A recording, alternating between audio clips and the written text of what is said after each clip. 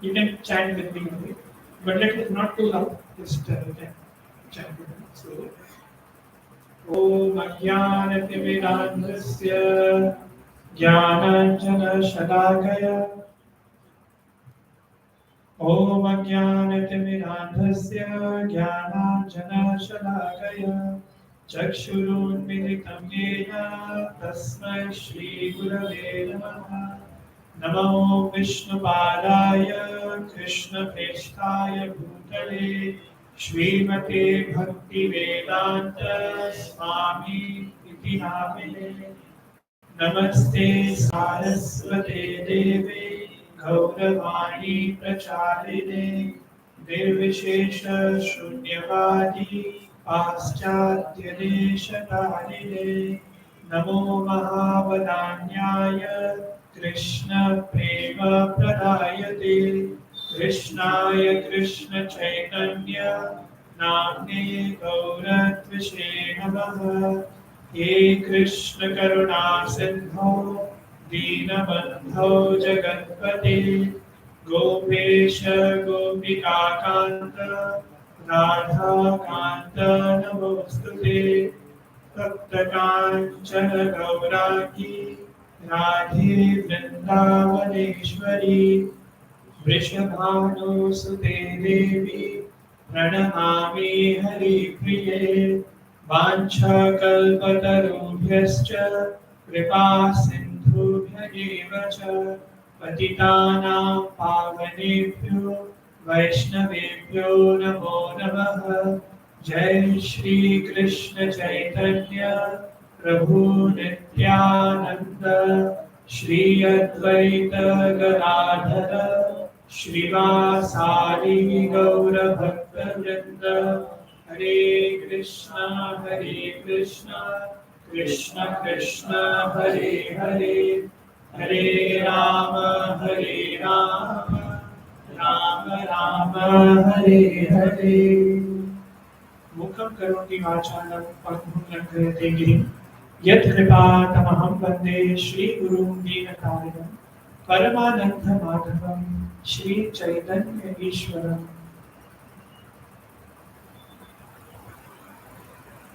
You can share the link. Okay, Hare Krishna. So, thank you everyone for coming, for participating in this festival. Many people are relaxing today, but we don't relax. We are always enthusiastic to celebrate the great festivals, and today is one of the great festivals, which is the disappearance day of His Divine Grace A.C. Bhaktivedanta Swami Srila Prabhupada. Someone might be thinking, disappearance day? Why we celebrate disappearance? Because the acharyas never die. Srila Prabhupada used to tell that I will always live. I will never die. I live in one books. And apart from that, Srila Prabhupada is always there with all of us. Whenever we call out to Srila Prabhupada for help, whenever we call out to Srila Prabhupada for his mercy, Srila Prabhupada is always there with us. There are so many devotees who have shared this experience, this realization that Srila Prabhupada is always with them. Whenever we sincerely call out for Srila Prabhupada. So Krishna, he has the potential of expanding himself. He can be present parallelly at multiple locations. Like, for example, any example you can give from Shastra? Okay. He can be present simultaneously at multiple locations, more than one locations. Okay. Any other example? Dwarka. 16,108 wives, queens. And Krishna is present individually with every queen at the same time. In each and every palace, Krishna is present at the same time. How is it possible? Because Krishna has that potency. Because he is the Supreme Lord. He is the controller of all controllers. He is the proprietor of everything. And because he is the Supreme Lord, he has infinite, inconceivable potencies and energies through which he can do anything. So it is mentioned that when Krishna expands himself, into Mahavishnu, and Mahavishnu just glances over the Mahat Tattva and it is agitated, creation starts happening. Just by the glance of Mahavishnu, just by the glance of the Lord, creation happens. And so many things happen. Just by the glance, just by the desire of the Lord, anything can happen. But we have to do so much of hard work, right? When Krishna lifted Govardhan hill, do you think that Krishna had to work so hard to lift Govardhan hill, and for 7 days he was struggling, he was sweating? Have you ever seen sweat on the face of Krishna? Yes or no? No. It was all blissful when he was holding Govardhan hill on his little finger, tip of the little finger of the hand. Just a tip. And he was not sweating. Because it is his energy. Govardhan is not different from him, and everything belongs to Krishna, the Supreme Lord. How can he feel the burden of his own energy? It's not possible. So that's how Krishna has that potency. The Lord has that potency to be present everywhere, and he gives that potency to his pure devotees also. And that's why when we call out to Acharyas, especially to our dear Srila Prabhupada is always there with us. It's just one sincere call that, oh Srila Prabhupada, please help me. I'm stuck in the cycle of birth and death. I'm stuck in this vicious cycle. I'm stuck in so many impurities.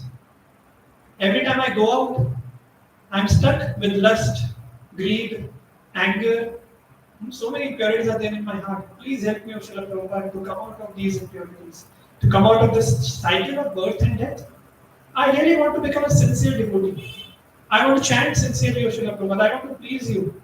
When we call out, at least a single time, just a single call is required. Srila Prabhupada is always there to help. So he's waiting for that single call. If we are there, if we take one step to call out to Srila Prabhupada, he's there with us. And similarly, the Supreme Lord. So today is the most auspicious day of disappearance of Srila Prabhupada. The Acharyas never die. The Acharyas leave behind the legacy, the examples which they have set, so that we can follow in their footsteps and we can become pure devotees. So today's topic which I chose was the letter that changed the whole world. So which letter are we talking about? Let's say whenever one goes to a foreign place, a place which he has never visited, one does so much of planning, yes or no? Let's say just to go to a nearby place also we need so much of planning. Now we are going to Srirangapatna, right? How many of you have registered for that? So we are going to Srirangapatna, and then I'm seeing we have meetings after meetings to discuss about the retreat. What we will do, where we will book the accommodation, how many people are there, from where we'll pick the people from, because there are 5 centers. So many buses are required. 2 buses are required, at least 2 minimum. And what will be the route so that nobody gets missed and we reach on time? What should be the menu of prasadam? What should be the timing and all the full schedule of the 2 days retreat?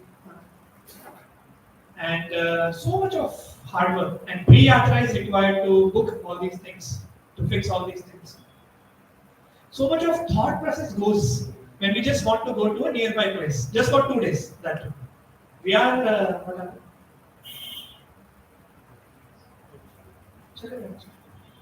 so we want to take darshan of Lord Jagannath. So much of planning is required just for 2 days, and we are sure that we are not going to stay in that place. It's temporary. We are going to come back to Bangalore. Still so much of planning. And just imagine, Srila Prabhupada in 1936. Srila Prabhupada's spiritual master, his divine grace, Bhakti Siddhanta Saraswati Goswami Maharaj. So he was in Jagannath Puri during 1936. He was staying in a place called Chatak Parvat in Jagannath Puri. How many of you visited Jagannath Puri? No one? There's a place called. You're from Odisha. There's a place called Chatak Parvat. Have you visited? It's a very important place. The Chatak Parvat is a place which is non-different from Govardhan in Jagannath Puri. It's a sand dune. It's a sand dune. It's just a covering of sand. But it is not different from Govardhan because Lord Chaitanya Mahaprabhu, when he appeared 500 years ago, when he went to Jagannath Puri, just by looking at the sand dune, he remembered Govardhan. And he started running towards Govardhan. And he fainted when he came near Govardhan. You know that sand dune. And that was called Chatak Parvat. And that's actually not different from Govardhan. Because Chaitanya Mahaprabhu saw it as Govardhan. So that's why Srila Bhakti Siddhanta Saraswati Thakur also went and then he started staying there for some days. And that's when Srila Prabhupada, our dear Srila Prabhupada, he wrote a letter to his spiritual master. Because Srila Prabhupada was not in proximity with his spiritual master always. Right? He was a grihastha. Srila Prabhupada was a grihastha. He had family at that time. So he wrote a letter as being a grihastha that, oh my spiritual master, oh Srila Bhakti Siddhanta Saraswati Thakur Maharaj, you have all your sannyasi disciples and the other brahmacharis who are full-time. They are able to stay with you. They are able to spend time with you. They are able to do vapu seva for you. They are able to take care of you. They are able to follow all your instructions, whatever you give right away. Physically, they are able to get the instructions of yours. But I am a grihastha. How can I serve you? How can I get instruction from you and follow and fulfill your instructions? I have a family. I have a job. I have to take care of everything. How will I get time? How will I get the opportunity to serve you physically? At that time, Bhakti Siddhanta Saraswati Thakur wrote, within 2 weeks, he wrote the letter, and that letter came to Srila Prabhupada. He gave the reply that you are an educated man, you are a learned man, you are an intelligent person. I give you this instruction that preach this message of Lord Chaitanya Mahaprabhu, that is a message of Bhagavatam and Bhagavad Gita, all over the world. Take this instruction and preach this message all over the world. And Srila Prabhupada took that one instruction as his heart and soul. He dedicated his life for that instruction. He started living that instruction. He started living his life for that instruction. And also in 1922, back in 1922, Srila Prabhupada actually met. The first time Srila Prabhupada met his spiritual master, Bhakti Siddhanta Saraswati Thakur. That time also he got this instruction. But now the second time, that instruction was reiterated through the letter. So now this time, already Srila Prabhupada took that instruction to his heart. But this time, when he wrote that letter, when Srila Bhakti Siddhanta Saraswati Thakur wrote that letter, and after a few weeks, Srila Bhakti Siddhanta Saraswati Thakur disappeared from this world. He went back home, back to the spiritual world. And that's how Srila Prabhupada started feeling separation from his spiritual master. And he started thinking about how can I fulfill this instruction of my spiritual master. Always this was his thought process. This was his meditation. And it's a learning for all of us that whenever there's a great fortune for all of us to get an instruction from our superiors. Whenever we get an instruction from our superiors, it's a great opportunity for all of us to really meditate on that instruction and actually act upon it. Come out of our comfort zone and really act upon that instruction. And that's when we act upon that instruction, Lord's mercy flows. And our spiritual master and our superior's mercy flows. And that's when we will be able to advance in our spiritual life. So that's why getting the instructions from our superiors is a very, very great fortune. And fulfilling that instruction, that's another great fortune. It's a very, very great thing. And it is only that devotee who comes out of his comfort zone, who stretches himself in terms of time, in terms of energy, in terms of whatever money. He puts his whole existence to fulfill that instruction of his superior, to please that superior, to please his superior. And that's when that devotee will get the most. It's a very great learning for all of us that at least one instruction we should be able to get from our superiors, and we should dedicate our life for that instruction. And we have also got an instruction from our superiors. So we, Harikshetra Prabhuji, Karthikeya Prabhuji, they all want badly that this whole Bangalore should become Krishna conscious. There should be centers, ISKCON centers at least every 5 kilometers.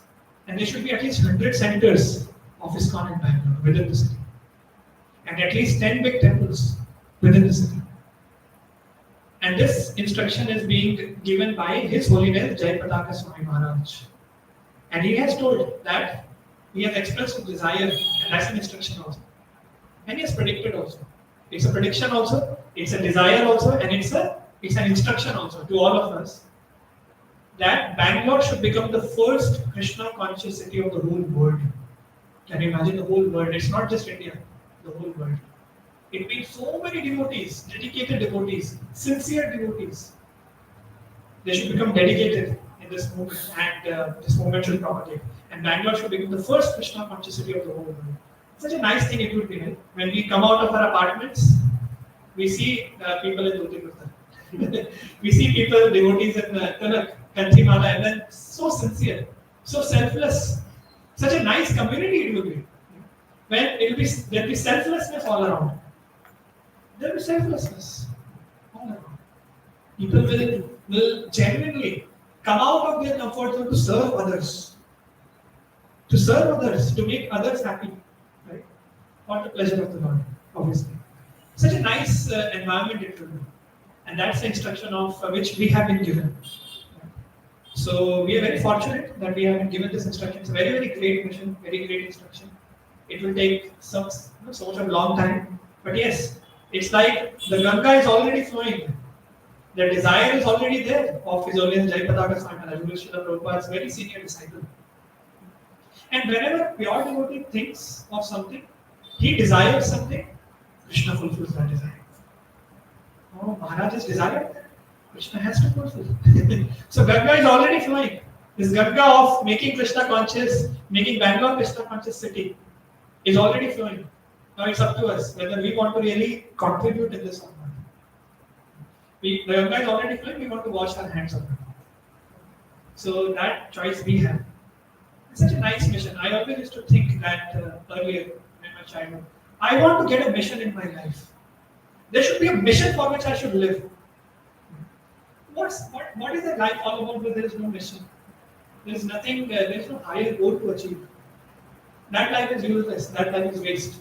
But when we have a mission in our life, to dedicate our life for, that's such a nice, amazing, wonderful life. And there's a highest mission.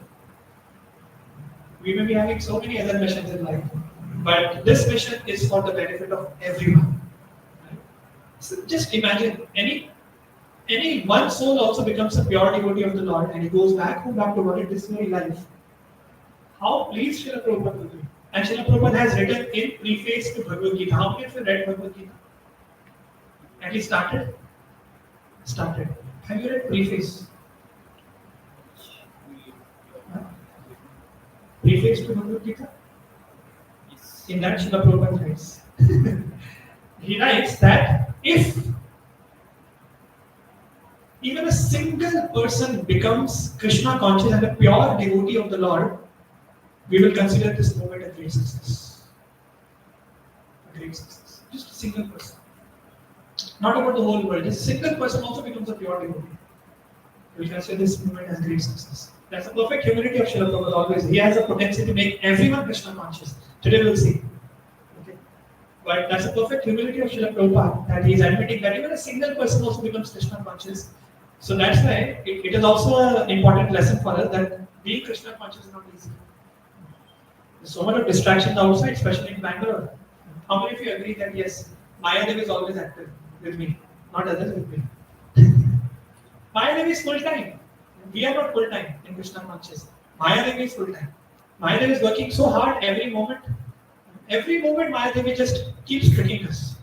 Don't go today in the session. Skip today's session. That's why you see less attendance. Even after calling, people don't come. So don't go to today's session. It's okay. You are a very great devotee. You are already advancing in spiritual life. Mahadevi just keeps tricking us, postponing our spiritual progress. But we are the ones who will keep coming under the grip of Mahadevi. But not talking about you. I'm talking about various other people who are not coming. So Mahadevi is very, very strong. Very strong. So we have to be very fearful of Maya. It's very to be fearful of Maya. And we have to really pray to Srila Prabhupada. When we call out to our acharyas, that, oh Srila Prabhupada, please help me, I'm stuck. Please take me out of the grip of Maya Devi. Srila Prabhupada will help. We have to make that sincere prayer. We have to pray.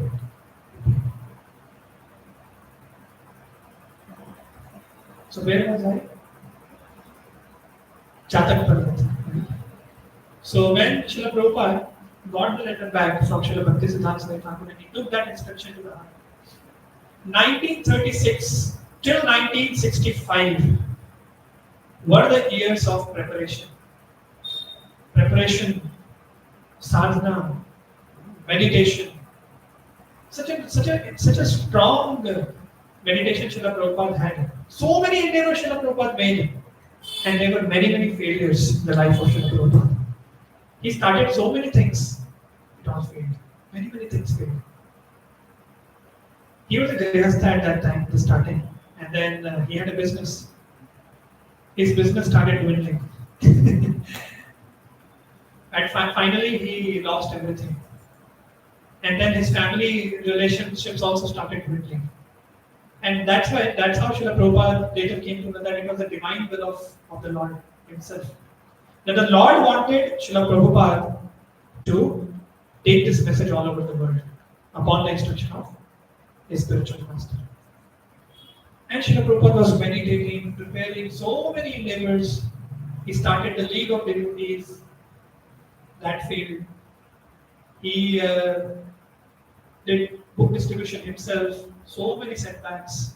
So many things he did. But many, many failures. And this one lesson we can learn from Srila Prabhupada: determination and tolerance. Perseverance. Not tolerance, perseverance. And Srila Prabhupada had faith in the holy names of the Lord that this is the instruction of my spiritual master, and my spiritual master is a pure devotee. He is connected to Lord. So definitely when he is connected to Lord and he has given me this instruction, this has to come true. It has to come true. By the way, Lord Chaitanya Mahaprabhu is Krishna himself. We'll have a session on Lord Chaitanya in our advanced sessions. He himself predicted.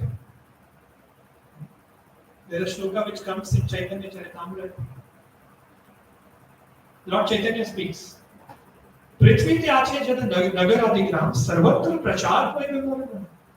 So Lord Chaitanya speaks that Prithvi te aache jad nagar adigram. What is nagar? Cities and towns. Gram means village. All the villages. So he has covered everything. That all the cities and towns and villages of the entire world, this Prithvi, everywhere the holy names of Krishna will be sung. 500 years back, this prediction was made. And we can see this prediction coming true now. All over the world. And one of our acharyas, Bhakti Vinod Thakur, Srila Bhakti Vinod Thakur, he also predicted that there will be many, many Russian devotees, people from Russia and Europe and so many other countries will be coming to Mayapur in Navadvip Dham, and they'll be chanting the holy names of the Lord and singing and dancing on the holy names of the Lord in the Harinams and Kirtan.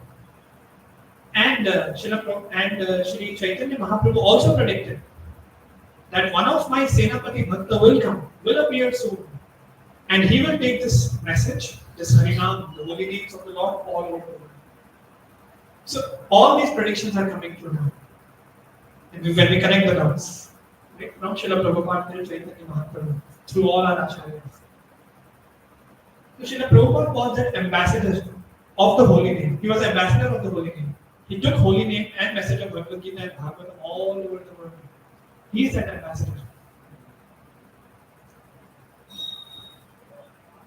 So Srila Prabhupada was meditating, was preparing. He also lived in Vrindavan for a long time.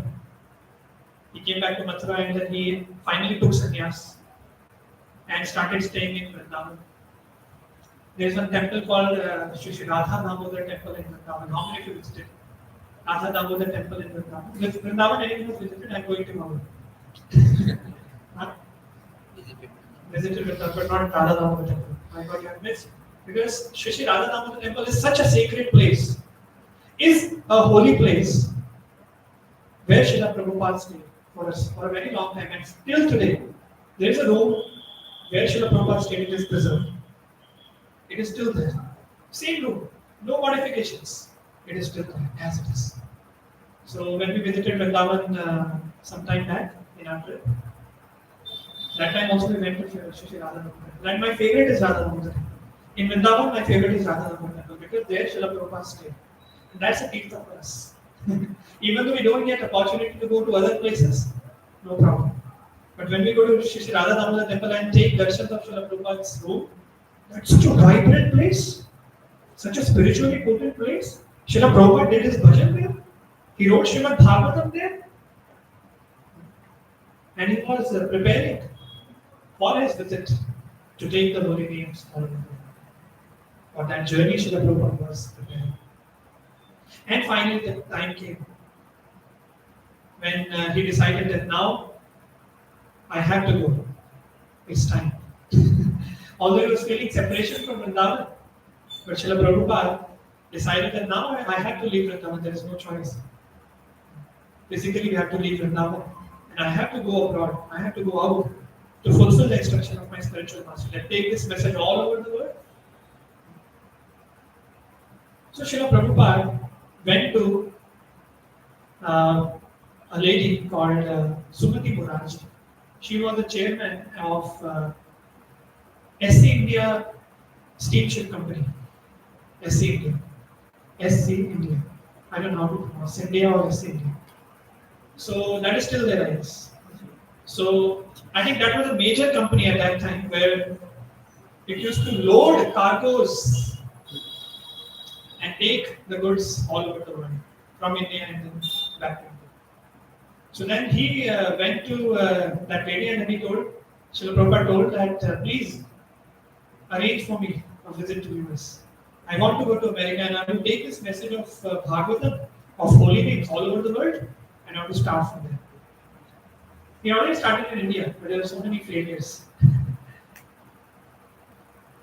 And you know what was the age of Srila Prabhupada that time? What was the age? 69. Srila Prabhupada was 69 years old. Obviously, Srila Prabhupada is never old because he is pure devotee of the Lord. He is beyond bodily conception. But externally speaking, Srila Prabhupada was 69 years of age. And that's when people have already retired at that age. Right? Already they would have taken retirement. But Srila Prabhupada, he decided that I will go out now. He came out of that comfort zone of sitting in Vrindavan, having a peaceful life there, doing bhajan, and then leaving body there. He came out of that comfort zone. It is for all of us. It's a great learning for all of us. We are staying in our rooms and then we are having so much of comfort in our life. And we are not chanting every single day, we are skipping around, we are not reading every single day. We are not sincere, we are sincere, but we are not serious enough as of now, firstly. As of now to really practice this Krishna consciousness movement, to practice to have the spiritual practices every single day in my life. So I am not very sincere, I am not very serious as of now. But we have to see how much hardship Srila Prabhupada had. And then Sumati Murarji actually declined first. She rejected the proposal of Srila Prabhupada. She told that you are an old man. By the way, Srila Prabhupada didn't know anybody in US. Nobody he knew. He didn't have any contacts.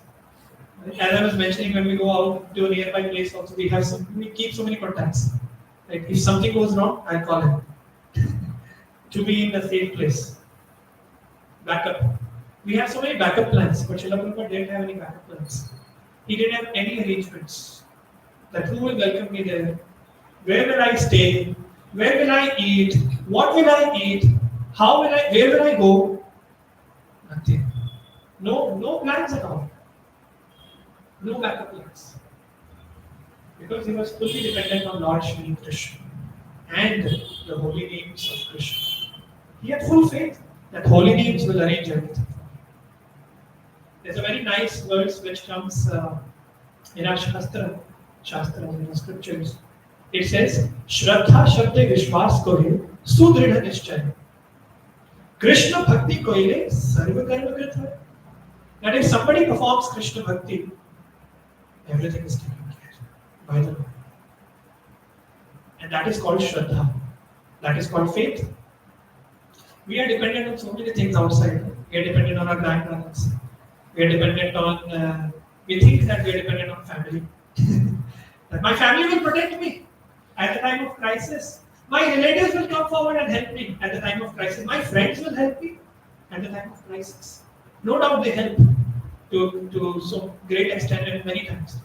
But do you think at the time of death, our bank balance will help us? What do you think? Yes or no? At the time of death, will our bank balance help? No.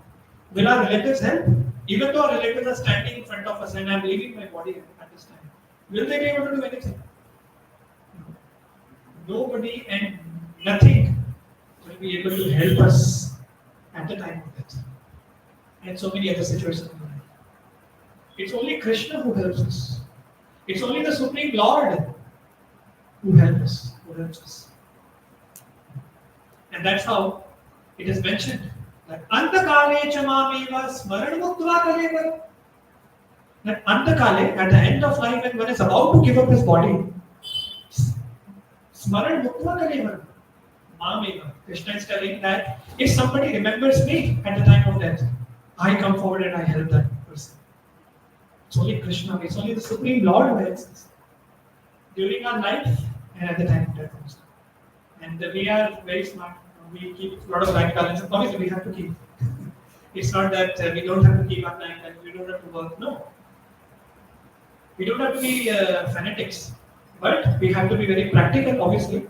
But we have to have faith on the Lord. And we have to have this understanding that nothing in this world can help me and save me, especially at the time of death. It's only the Supreme Lord who will help me. And that devotee who has this faith, he will progress in spiritual life.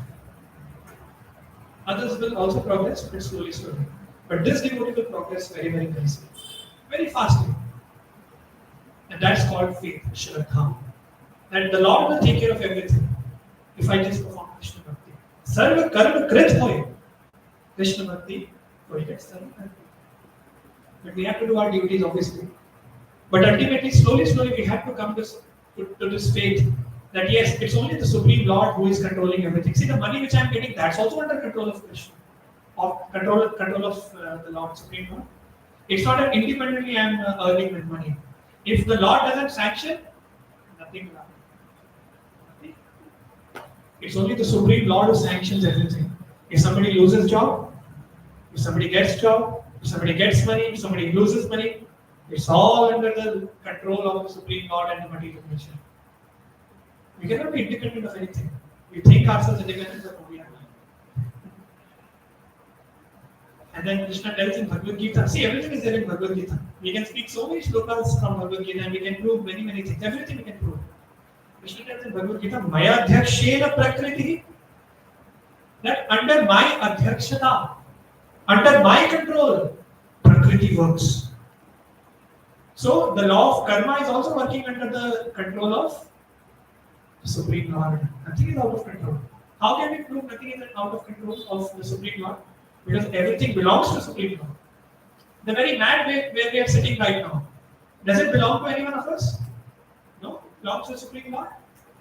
This cement, these lights, the fans, this laptop, this wood, the raw materials also, earth, water, air, fire itself, with which everything is made up of, it doesn't belong to me.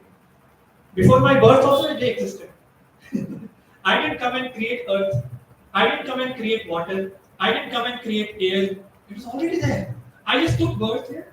I opened my eyes and I saw, oh, the world is already there. So nothing belongs to me. It belongs to the Supreme God. And when someone understands this and everything belongs to the Supreme Lord, it proves that if every single atom belongs to Supreme Lord, then it means nothing is out of control of Supreme Lord. Everything is under his control. So that's how Srila Prabhupada had that faith that holy names will arrange everything. Lord Chaitanya Mahaprabhu already has this desire, has this prediction. It will surely come true that the holy names will go all around the world. I just have to become an instrument, just a madhyam. And that's how Krishna also tells in Bhagavad Gita to Arjuna. Nimitta matra bhava savya sachi. Nado savya sachi, oh Arjuna. Become nimitta matra. Just become an instrument. Nothing else. I will do everything. These people you are able to see in the opposite army, they are already killed. It's already predestined that they will be killed.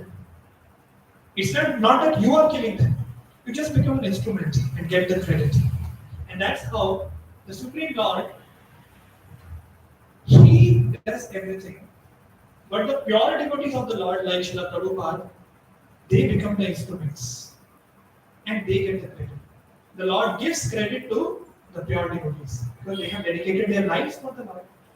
So Lord naturally wants to glorify the pure devotees all over the world. See, Lord has the prediction already. He had that prediction. He will anyway do this. Anyways, holy name will reach every town and village. But someone will become instrument, one of his pure devotees. So he chose Srila Prabhupada to become the ambassador of holy names, to become the ambassador of Srimad Bhagavatam and Srimad Bhagavad Gita all over the world.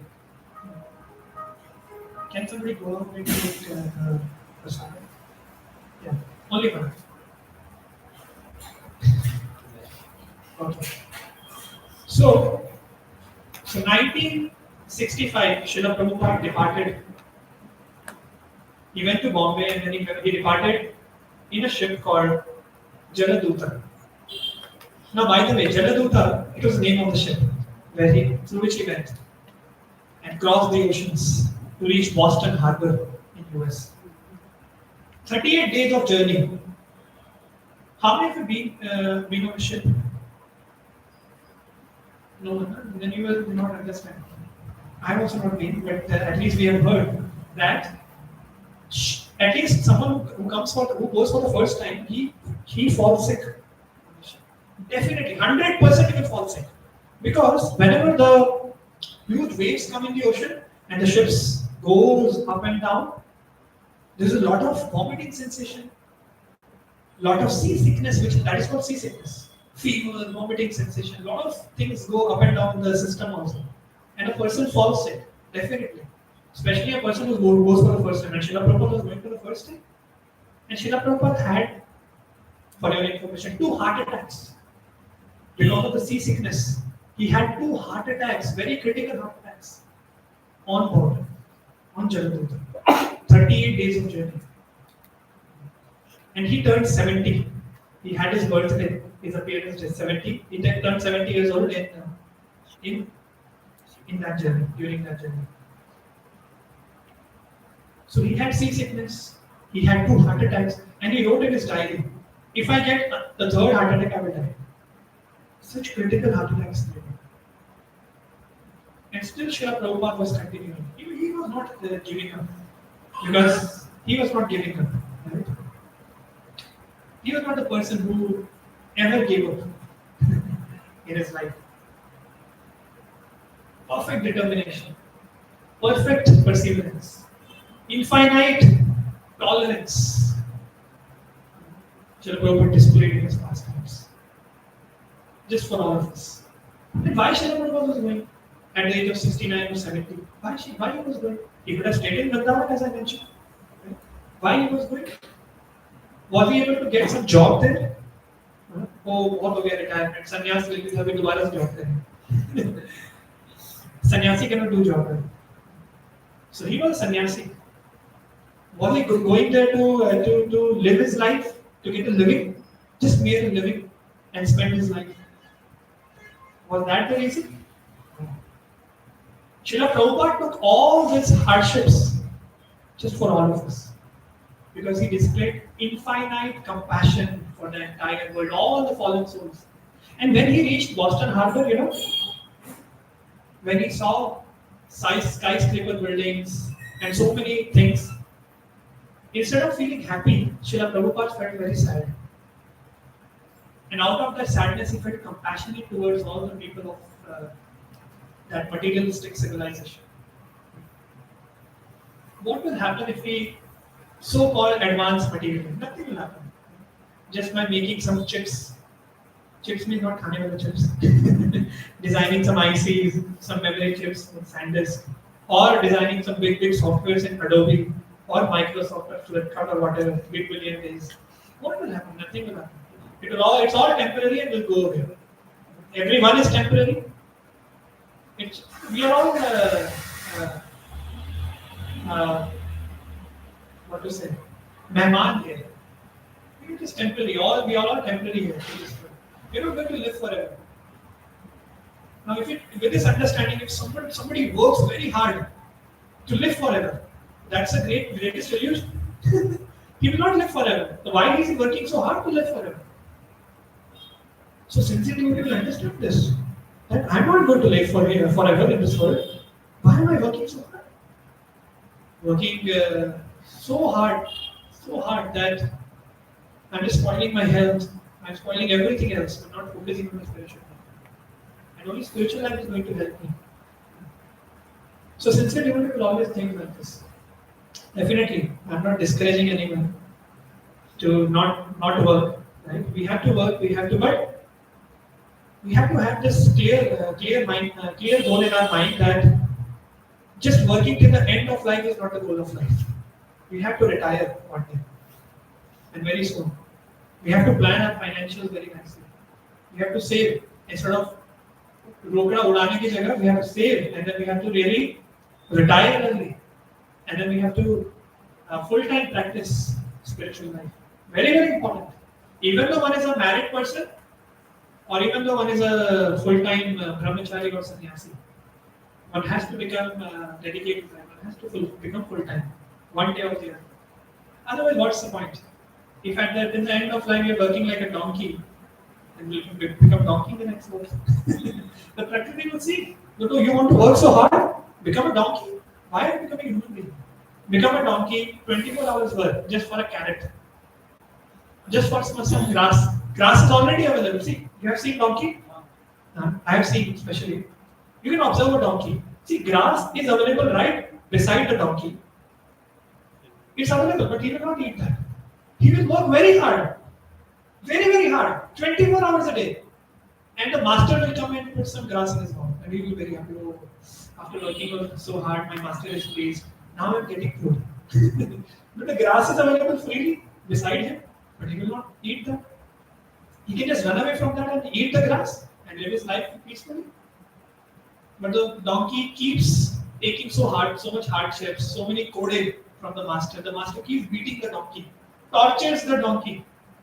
The donkey keeps on working. Because he's an illusion. He's an illusion that this is going to help me. This is the only way of life. This is the only way of leading my life. There's nothing else. There's no other way. He's an illusion. With this illusion, a donkey lives. Now, if a human being also lives with this illusion, then better luck next time. Better life next time. So life cycle of birth and death will continue. But yes, we all are sincere. We have understood the importance of spiritual life in our life. So we have to take it seriously. All of us, who are sitting here, all of you are sitting here, obviously, you have understood the value of life. That's why you are coming here. Other than that, why do you come? If somebody doesn't understand, at least a little bit, understanding is not, he will never come. He will never continue to attend the session. He will never continue to chant. Definitely you have understood. So that's why you are coming. To some degree, to a small degree, somebody has understood greater degree. That varies based on one's progress. But yes, so all of you are very sincere. And when Srila Prabhupada reached the Boston Harbor, he wrote a prayer. He wrote a letter to Krishna. He wrote a prayer actually, and that prayer we will see now.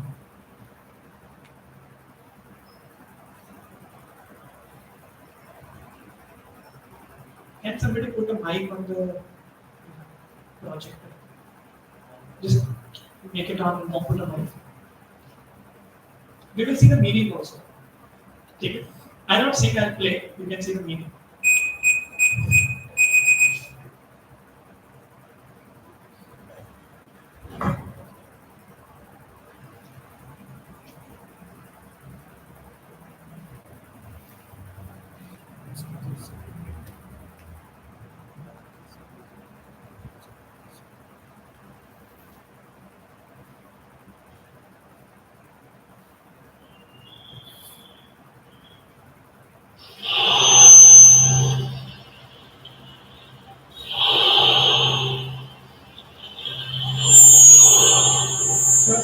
On September 17, 1965, His Divine Grace, A.C. Bhaktivedanta Swami Prabhupada, arrived in Boston, America, on board the ship Jaladota, carrying within his heart the orders of his spiritual master to spread the teachings of Sri Chaitanya beyond the borders of India throughout the entire world. As he looked out upon Boston's bleak and dirty skyline, he could understand the difficulty of this sacred mission and felt great compassion for these godless people. Thus, with perfect humility, he composed this historic prayer, praying for the deliverance of all fallen souls.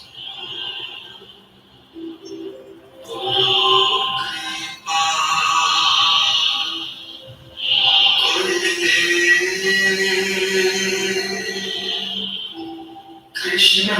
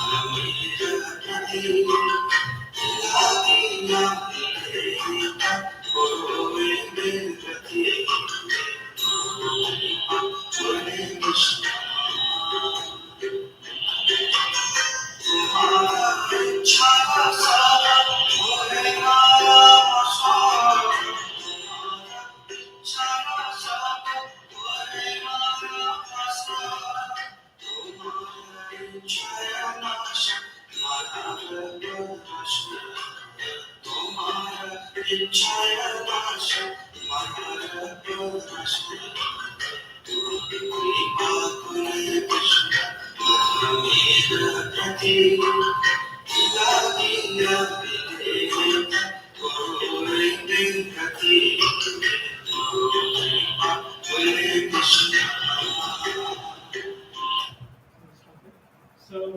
what Srila Prabhupada wrote this prayer himself when he reached Boston Harbor. And when what he writes, I will just read the translation again. My dear Lord Krishna, you are so kind upon this useless soul. So Srila Prabhupada is considering himself as an insignificant, useless soul. Although Srila Prabhupada is the pure devotee of the Lord. we think ourselves so great, but we are not doing anything in this world. We are not contributing anything. But we think ourselves so great, that I am such a great person. So many people are influencing so many people, I'm doing this, I'm doing that. But Srila Prabhupada, he's a very great Acharya sent by the Lord himself as a Senapati Bhakta of Sri Chaitanya Mahaprabhu, and he's considering himself as a useless soul. And I'm a useless soul. That's perfect humility of Srila Prabhupada. And that's how our Acharyas, although they're very great, but they don't consider themselves as great. They consider themselves as very insignificant. Very insignificant. So we have to learn this quality. We cannot imitate them, but at least we can learn a little bit. Artificial humility we can practice in our life. Artificial humility. It's not natural for us now. We are so proud of many things. I'm an IIT and I work in I work in this. I have so many patents in my company, so many things. As such research paper from such a nice prestigious institute I'm from. I'm from such a nice wealthy family. So many things. I'm so handsome. So much pride we have. But our acharyas teach us that we have to be perfectly humble. Because everything will do more than So he's saying, but I do not know why you have brought me here to such a terrible place. Now, Srila Prabhupada is not saying that Boston or US is such a nice place, it's a heaven. You have brought me here in heaven of Supreme Lord Krishna. He's saying such a terrible place. Why? Because he's saying the next stanza. He's saying, most of the population here is covered by material modes of ignorance and passion. Absorbed in the material life, they think themselves very happy and satisfied, and therefore they have no taste for transcendental message of Vasudeva, no taste of spiritual life. They don't know what's life all about. They have never tasted that because they are busy in so lower tastes of this material world. Lower tastes. तुच्छ test में फंसे हुए लोग, sex में फंसे हुए हैं, ice cream खाने में फंसे हुए हैं, थोड़े टेम्पररी प्लेजर्स में फंसे हुए हैं. No, which gives temporary pleasure to our senses, but they have no understanding of what spiritual bliss is all about, what the spiritual message is all about.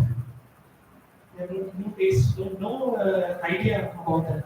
Then he said, I do not know how they were able to understand it about the spiritual life. They are so absorbed in material life.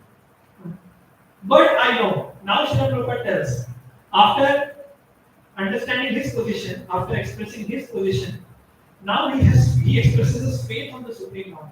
That, but I know your causeless mercy will make everything possible. I am a useless soul. I do not may have the power to do anything, but your causeless mercy, O Lord, will be able to do everything. So he has full faith on us. That is Shraddha. And I will just show one more video that shows the faith of Srila Prabhupada on the holy names of the Lord. And that will help us to chant holy names better. So when Srila Prabhupada went, he started with his movement with holy names. He just went to a park called Tompkins Square Park in New York. Tompkins Square Park. You can still search. I will show that video. He went to that park. He just sat down. He knew no one. Random people were hanging around. By the way, that time there was a hippie movement in America. There were the youth like us in their 20s or teenage, they left home. They were thinking that we don't want to follow government. We don't want to get bind or bound by the laws of government. We want to remain free and live a free life. We want to explore who are we. Actually, they were on the right path in their thinking that okay, we want to explore the life. Who are we? What is this life all about? They were on the right track. But After that, after some time, they got into the wrong track. They thought that, oh, by having drugs, we will have a higher experience in life. We will have higher realizations in life. Thinking that they started smoking ganja, they started having sex all the time, naked on the streets, openly, girls and boys both. They didn't care for anyone. They thought that just don't care for anyone. Live a free life. Whatever your mind says, do it. And live a free life, and then you will get higher realizations. You'll be able to get higher realizations. So the hippies were there. He went there in the Tompkins Square Park, it was covered by hippies. It was covered by hippies. There he sat and he started doing things. And nobody knew what is Hare Krishna Mahamantra in America that time. Nobody knew. And nobody has seen a person like in a saffron robes like that ever in their life. They were thinking, who is this person? Is he an alien? Saffron clothes he has come. Who is he? From where has he come? They didn't have any idea. And then Srila Prabhupada had faith on the holy names of the Lord. That when all these people hear the holy names, they will be delivered. With this faith, he started doing Kirtan. For 3 hours, he did the Kirtan. And by the miracle of the Lord, everyone started chanting. And from there, the Hare Krishna movement, the Krishna consciousness movement began. And then later in 1966, Srila Prabhupada started ISKCON. And then ISKCON went all over the world, and so many disciples became dedicated to Srila Prabhupada. And he empowered so many people, so many devotees. You know how preaching began in Russia? Just one person. Srila Prabhupada went to Russia for, I think, for half an hour or something. Just for a very small time. Srila Prabhupada went there. On the airport, Srila Prabhupada met. He conversed with that person, and that person dedicated his life. And he started the Krishna consciousness movement in Russia. And now we have many devotees from Russia. And when we will go to Vrindavan, we will find so many people from Russia have settled in Vrindavan. Russian devotees are very sincere. And Russia is one of the communist countries. They're very sincere. They're taking it very sincerely. I get goosebumps when I see Russian devotees in Vrindavan and Mayapur. I get this feeling that what am I doing?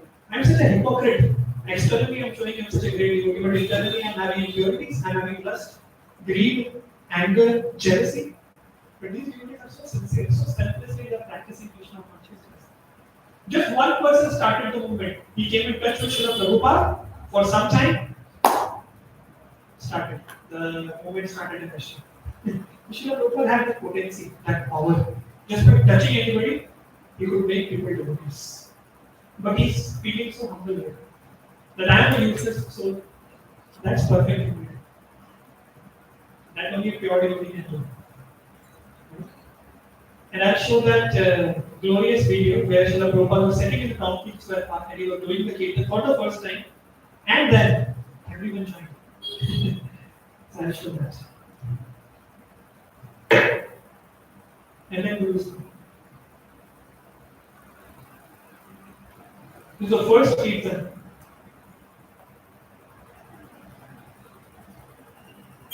Sorry.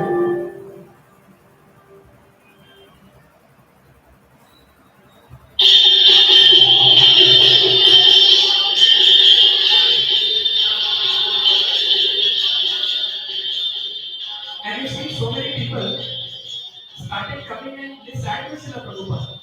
They didn't use Srila Prabhupada, who he is, from where he has come, what is he chanting. They didn't know Hare Krishna Mahamantra also. But they started joining and these hippies, they started dancing Hare Krishna Mahamantra on the street. And the camera will go to so many places. You will see how absorbed we are. How much of absorption. They were feeling a taste, a higher taste when they were doing this treatment. They were completely lost. And that's what Srila Prabhupada's effect. You can see.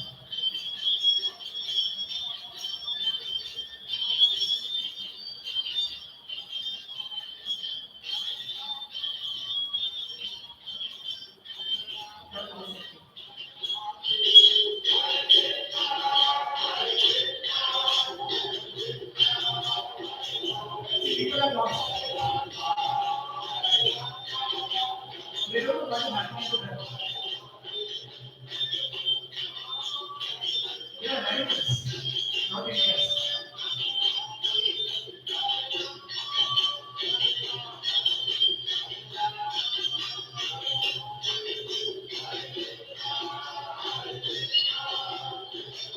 People were actually feeling a lot of higher taste.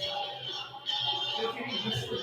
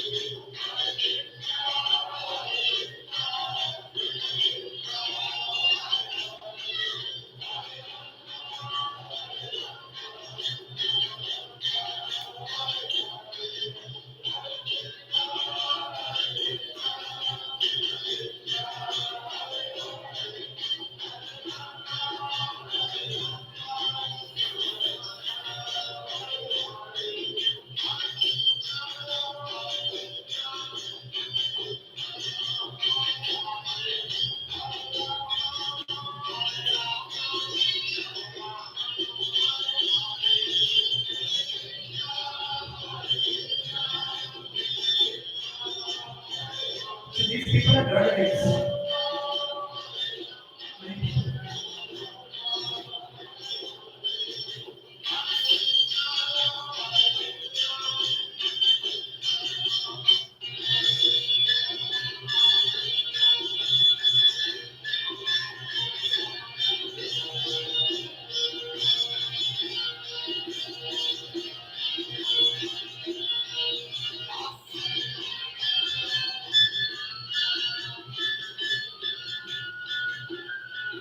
This was the first reason and how Hare Krishna movement began. So Srila Prabhupada also tells in his lecture that it all began with chanting of the holy names. So Srila Prabhupada had perfect faith in the holy names. That if I chant the holy names will do everything. I will not do. Who will do? Holy names will do. Holy names will do the miracle. Holy names will transform the people's lives. Holy names will cleanse people's hearts. Holy names will make people pure devotees. I am not the one who is doing that. And Srila Prabhupada also speaks in his lecture that I am not the one. All credit goes to my spiritual master because he gave that instruction. It is his mercy. It is his causeless mercy. And it is the Lord's mercy which is flowing. And I am just an instrument. So that's how Srila Prabhupada had perfect faith in the holy names. And with this faith event, he started this movement. He didn't have any money. By the way, let me tell you, when he went to US, how much money he had? 1 crore? Okay, I'll give you 3 options. 1 crore, 50 lakhs, 25 lakhs. That's one more option. 10 lakhs. 40 rupees. He had 40 rupees in his pocket. He was sannyasi. From where did he get money? So whatever he got money from printing his books, he was writing Srimad Bhagavatam, and he was printing his books, and people were buying. So from that he got the money, and from there he was printing. He had 40 rupees in his pocket. With that he left to US. Will you ever leave us 40 rupees to US and knowing no one there, no plan where you will stay, no hotels booked, no one is there to receive me? Will you ever go to such a place? Yes or no? With no plans. I don't want to. Because I'm so much dependent on many things. But Srila Prabhupada went with faith on the holy names. And holy names did everything. And now we have so many devotees dedicated in Hare Krishna movement, in Krishna consciousness movement. And they're dedicating their lives also. Just to preach this message because they have been touched by the compassion of Srila Prabhupada, by the selflessness of Srila Prabhupada. He never put himself on the front. He always preached, he always put Krishna in the front. He never spoke about himself. That's why many people who come to Islam, they don't know what Srila Prabhupada. Because he never advertised himself. He's a founder Acharya, but the devotees are doing it. Devotees don't want to keep Srila Prabhupada at the back. The devotees will carry Srila Prabhupada at the front. But Srila Prabhupada never wanted himself to be in the front. Himself. But Krishna will do that. Krishna always, the Supreme Lord always gives credit to his pure devotees, and they will be glorified all over the world without doubt. So Srila Prabhupada, with this compassion in his heart, he went through so many hardships. He used to sleep for 2 hours. How many hours? 2 hours. I'm not saying 6 hours, 2 hours. He used to sleep for 2 hours every single day. Why? He used to sleep from 10 to 12 in the night, 2 hours. From 12 to 4, he used to wake up. 12 to 4, he used to translate Srimad Bhagavatam, Chaitanya Charitamrita for all of us to read. He wrote Srimad Bhagavad Gita, translated Bhagavad Gita, Srimad Bhagavatam, Chaitanya Charitamrita. So many books he wrote, but we are not reading. We don't have time to read. He used to sleep for 2 hours to write. Then he used to attend so many people who used to come to meet him. He used to attend Mangalarti and so many things. He used to give classes. I don't know how Srila was getting time. It was Krishna's time is Krishna's energy. So if somebody is a pure devotee, definitely Krishna gives time to that devotee. Time expands itself. Time is an energy of Krishna, so time expands. Right? So Srila Prabhupada was very compassionate for all of us. He, at such an old age, he went so many hardships just for all of us. If we don't take Krishna consciousness seriously, we are the greatest losers. At the time of death, we will not remember the Lord. We will again take birth, and we will continue to take births again and again. If we want to be saved, then definitely we have to take this moment very seriously. And at least seeing the hardship of Srila Prabhupada, the struggles of Srila Prabhupada, for all of us, just for all of us, not for himself, for all of us, we have to take it seriously. This thought should come, gratitude should come in my mind, in my heart, that I should be grateful. At least I should chant my Lord sincerely. I should begin with that. Later things will happen later. Every single day I should sit and just chant, nothing else. No office work, no family, nothing. Just sit and chant and hear. When we do this chanting with such a great determination, Srila Prabhupada will be pleased. And his mercy will give no progress. We take realization. And that's how I was speaking to some people. I was telling this very boldly.